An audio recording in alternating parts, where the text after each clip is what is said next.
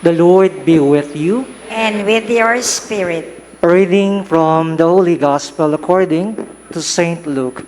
Glory to you, O Lord. Zechariah his father, filled with the Holy Spirit, prophesied, saying, Blessed be the Lord, the God of Israel, for he has come to his people and set them free. He has raised up for us a mighty Savior, born of the house of his servant David. Through his prophets he promised of old that he would save us from our enemies, from the hands of all who hate us. He promised to show mercy to our fathers and to remember his holy covenant. This was the oath he swore to our father Abraham, to set us free from the hand of our enemies, free to worship him without fear, holy and righteous in his sight all the days of our life. You, my child, shall be called the prophet of the Most High, for you will go before the Lord to prepare his way, to give his people knowledge of salvation by the forgiveness of their sins. In the tender compassion of our God, the dawn from on high shall break upon us, to shine on those who dwell in darkness and the shadow of death, and to guide our feet into the way of peace. Sisters and brothers, the Gospel of the Lord. Praise to you, Lord Jesus Christ.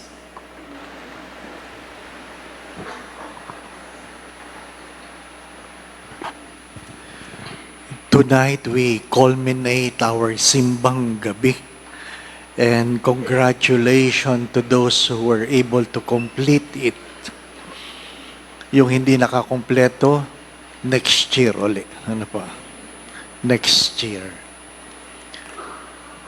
Perhaps you're aware of the plane called Air Force One. Air Force One. What is an Air Force One? It is the flag carrier of the President of the United States. Air Force One. But many are not aware, Air Force One is the call sign of the transport where the President travel. It's not about the plane. If the President decided to take the helicopter becomes the Air Force One. The Air Force One. Ano po? So, hindi yung aeroplano, kundi kung saan nakasakay ang presidente. In the church, what is a cathedral? A cathedral is not necessarily the biggest, the most beautiful, the largest, the oldest. A cathedral is where the seat of the bishop is located. How do you call the seat of the bishop? Cathedra. The chair is called cathedra. So the house, the building that contains the cathedra becomes a cathedral. Ano po? So the moment the chair is being transferred, kung saan nakalagay yung upuan, it becomes a cathedral. Ano po? It's not about the building. It's not about the building. Why I'm sharing this to you? Because the first reading is about the desire of David to build a house for God. My Lord is residing on a tent while I am in a palace. And because of that, he decided to build a temple. What is the challenge, my brothers and sisters? What is the challenge? We always have the nativity scene in our churches during Advent season. Christ was born 2,030 years ago. 2,030 years ago. But since then, the invitation of Christ is, when will I be born in your house? We all know this story, that he was born in a manger. He was born in a manger. And year after year, perhaps we are not aware of it, that Christ has been desiring that he be born in our own homes. And the challenge is, when will he be born in your home? When will he be born in your heart? That is the challenge. Because most of us would go to church, talk to God, pray to God, ask God, thank God. And after the Mass, we go home and leave Christ in the church. The invitation is, when will you be inviting me in your home? Yun po ang challenge. Ang palaging paanyaya lang Diyos ay, sana naman maimbitahan mo ako. Maimbitahan mo ako. Tayo mga Pilipino, magaling tayo pag may bisita. Hindi po ba, anak? Lalong-lalo na pagbalik bayan, gusto natin yan. Bakit? Maraming pasalubong eh. Hindi po ba, no? Sa amin ka na po, sa amin ka na po, ano po.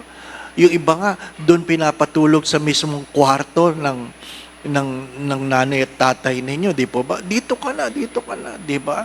Gamitin nyo ito, lahat pinapagamit sa bisita. Pag gusto mo.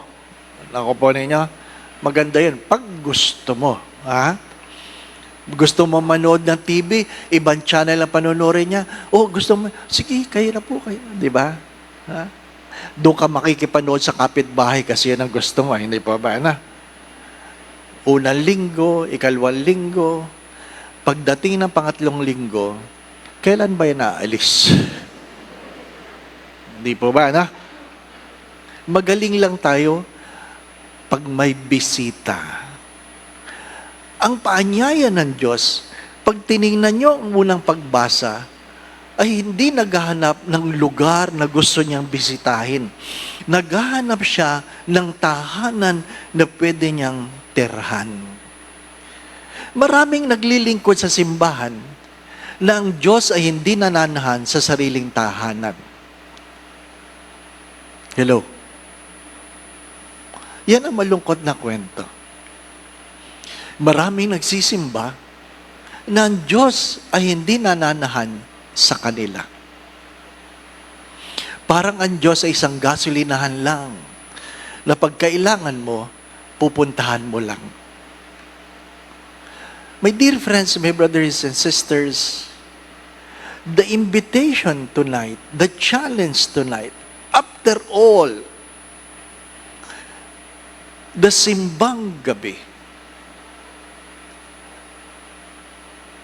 tomorrow, will He be still born in a manger? Yan ang malungkot na kwento. Nakailang simbang gabi ka na, nakailang misa de Gallo ka na, pero hanggang ngayon, si Kristo, wala pa ring puwang sa buhay mo. The challenge, my brothers and sisters, is to welcome Christ in our homes. And the question is when? When? If not, why? Why? Bakit ayaw natin? Hindi gusto namin, Father. Eh bakit hindi sa inyo? Wag lang ngayon. Hindi po ba, no? Parang diet yan eh, parang diet. Gusto ko talaga mag-diet. Pagkatapos na lang na Pasko. Di ba? When? It's good to us.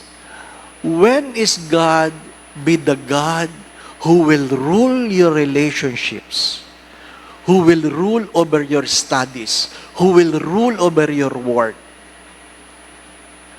When, my brothers and sisters, the gospel speaks of the Benedictus, that is the morning prayer of the church. Blessed be the Lord, the God of Israel.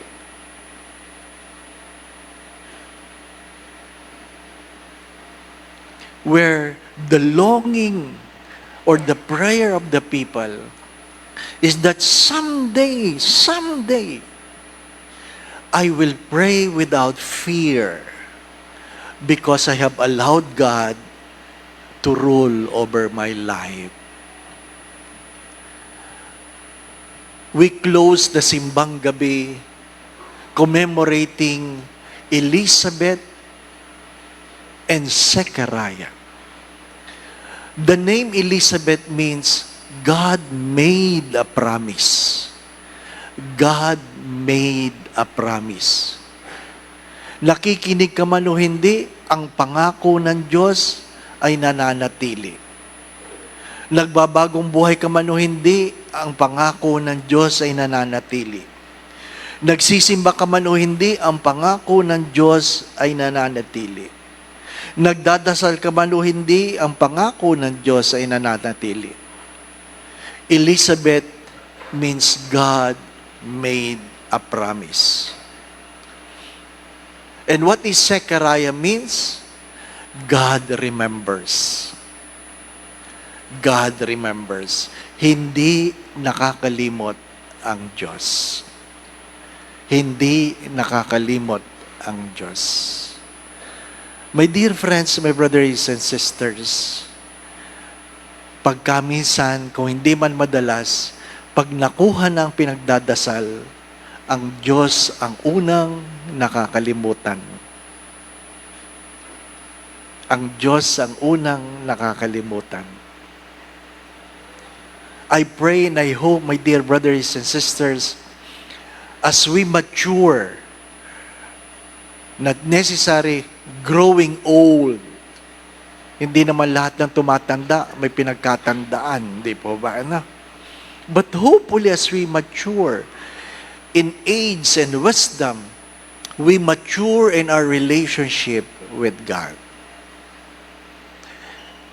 And what is the basis of that maturity? That I have learned to walk according to the laws of God. According to the laws of God. When children go back in respecting their parents, that is what it means to allow the Lord to be reborn in our own house, in our own homes. The children will go back in respecting their parents, honoring their parents. That what makes a home. The children would promise their parents that they will be taken care of, not being thrown away. Na hindi ikatatakot ng matanda na sila'y tumanda dahil meron silang mga anak na nagsasabi na hindi sila pababayaan. Nang bawat isa ay hindi natatakot lumuha kasi meron silang kamag-anak na pupunasan ang kanilang mga luha. For God to be reborn in our house, it means a husband will live in fidelity to his wife. And the wife will live in submission to his husband. That siblings will take care of one another. Not suing each other. Sayang ang yaman na kung saan pinagpala ka ng Diyos, pagdating sa huli, kayo-kayo ang nagdidimandahan.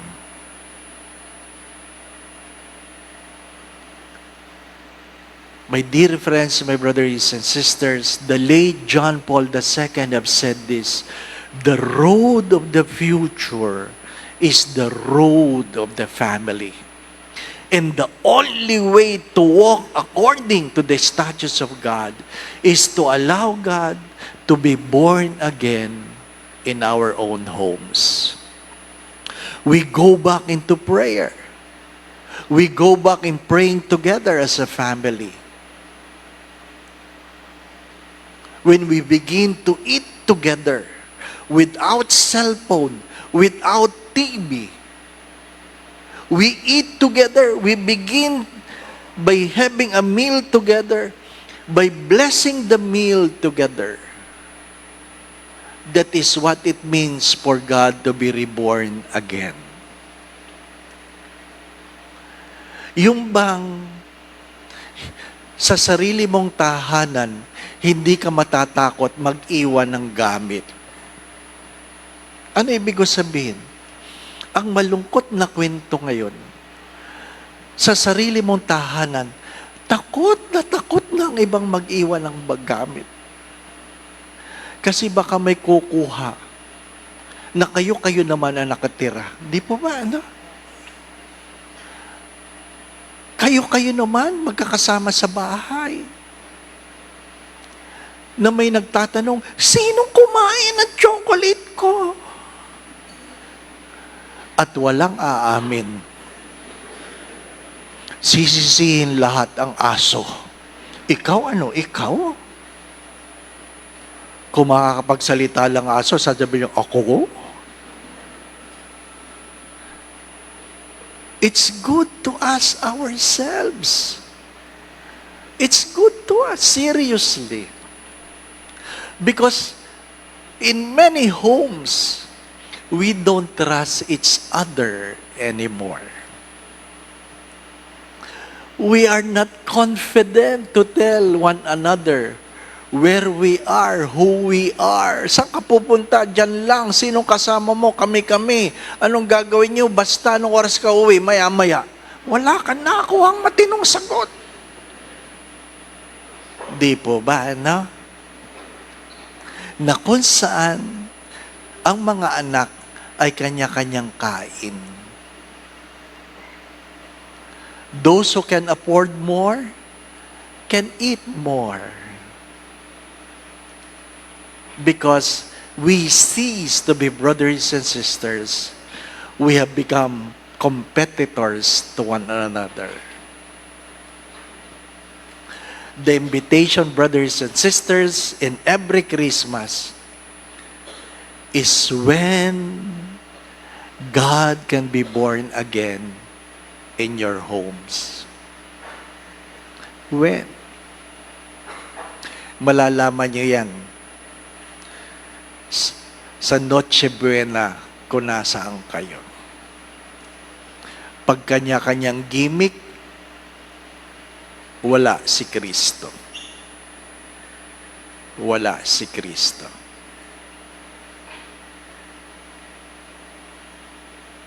Please,